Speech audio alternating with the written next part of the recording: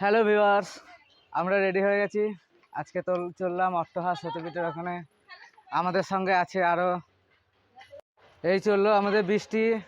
বৃষ্টি আছে সঙ্গে সঙ্গে, জেঠি, তার সঙ্গে আছে দিদি, সবাই আছে সঙ্গে।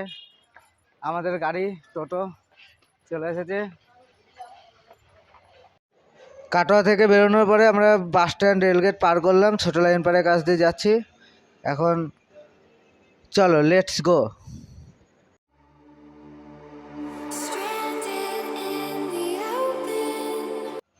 এই গরমে প্লেন রাস্তা, তার মধ্যে রোদের যে তাত, যাক তাও আমাদের গাড়ি মোটামুটি স্পিড ছিল বলে একটু ঠান্ডা ঠান্ডা হাওয়াটা লাগছে।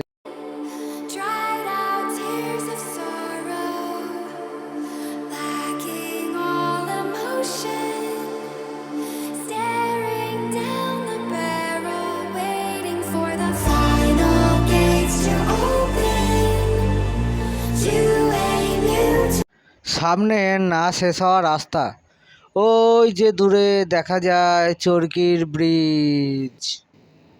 আমরা চরকির ব্রিজের কাছাকাছি চলে এসেছি। তবে রাস্তাটা সত্যি খুব সুন্দর লাগছে। আর তার মধ্যে এই রোদ, প্রচুর রোদ গরমে পড়ে সামনে, হ্যাঁ, এক মরুচিকা দেখা যাচ্ছে রোডের মধ্যেই। মনে হচ্ছে জল পড়ে আছে রোডে, সব চিকচিক করছে। আশেপাশে অনেক গাড়ি। চলো যতটা পারি তাড়াতাড়ি যাওয়ার চেষ্টা করি।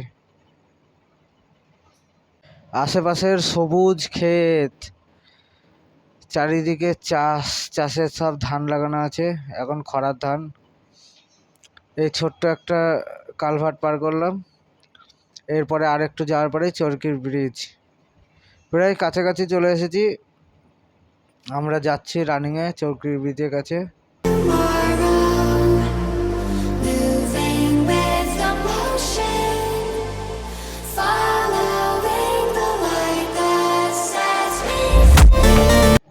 চলে এসেছি আমরা চরকির ব্রিজের টোল প্লাজার কাছাকাছি। কাটোয়া থেকে অট্টহাস সতীপীঠের ডিস্টেন্সটা টোটাল 24 কিলোমিটার।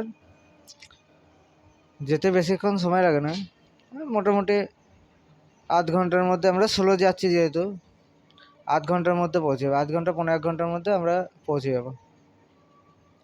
আমাদের গাড়ির স্পিডও মোটামুটি খুব ভালো আছে।